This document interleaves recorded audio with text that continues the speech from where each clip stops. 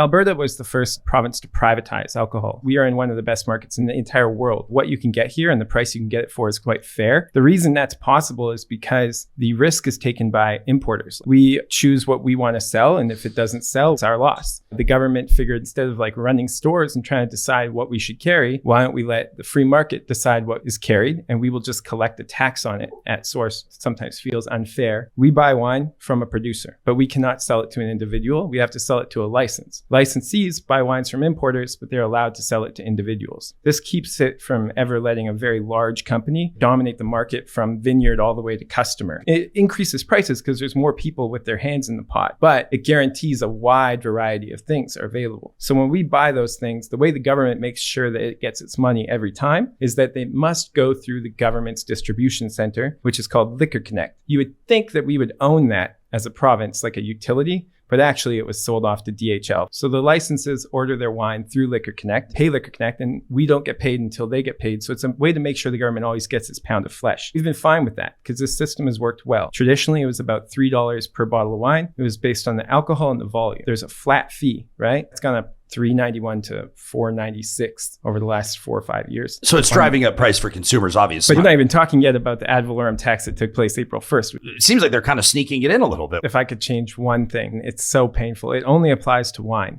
We have had a flat tax. Whether you're buying a bottle of cheap Prosecco, top-end champagne, you're paying the exact same amount of tax to the government. But now the government believes that it deserves to have an ever-increasing rate of tax. It's not a progressive tax. It's a regressive tax because it just assumes that people who have less money only buy cheap things, which isn't true. In fact, when you have less money and you shell out for a $100 bottle of wine, it means that much more to you. Like, why should you be giving the government more money to be able to drink it? Your favorite restaurants, the ones that you go to for your anniversaries, birthdays, retirement parties, wine is what pays the bills. It's what keeps the lights on. It's what people are willing to pay some more for. But if at the end of your dining experience, you look at your bill and it's that much higher, you become less likely to go out and the jobs go with it. There's 80,000 people working in hospitality. It's a huge driver of why we have such an incredible food and drink scene in Alberta. We swing so far above our weight. The idea that we can just sneak these extra taxes in and make it look like it's the boutique stores and the restaurants and the importers who are like jacking prices up on you or somehow inflation, it's a hidden tax. It just